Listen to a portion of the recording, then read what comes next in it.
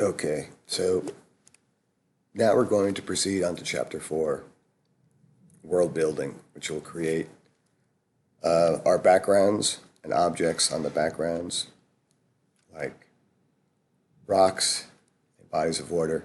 But before going on, where we left off in the last video, make sure that your player object has no overrides so that we can delete it. So player object, click overrides, you should see no overrides, meaning that the object in the scene is an exact copy of the prefab. If you do have overrides, then you want to save those to the prefab. Okay, so the first thing we want to do before we create a tile map is create a folder under sprites. So we actually want to create two folders. One we'll call outdoors.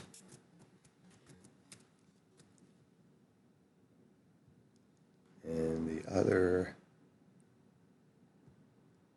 we'll call objects.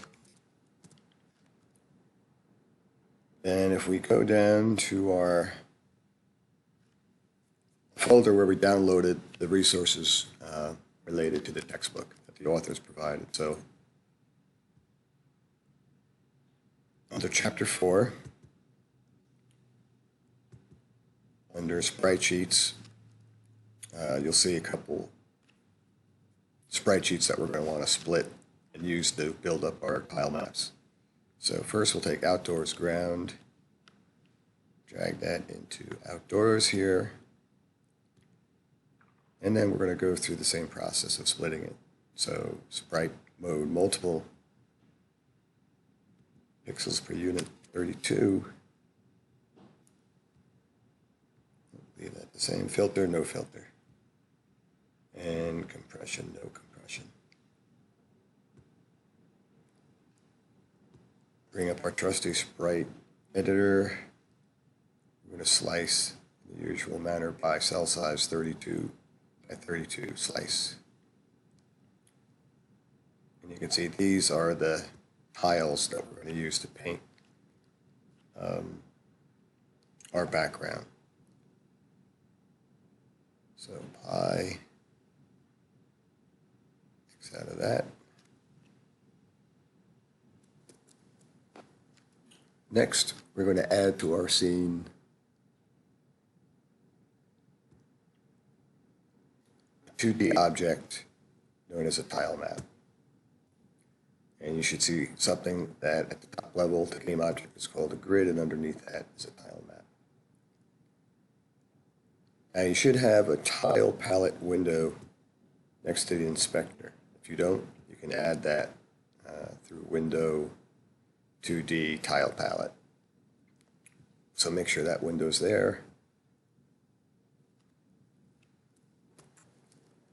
So in preparation for moving ahead with this, we're going to add some folders.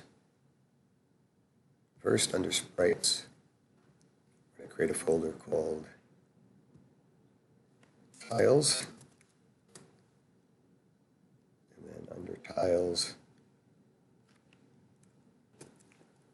we're going to create folders, objects and outdoors, kind of shadow our folders that are under raw sprites, objects, and then outdoors.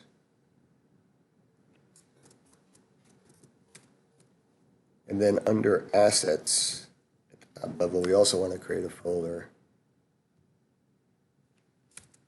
tile palettes. So that is what your asset organization should look like, and we'll save and start construction in the next video.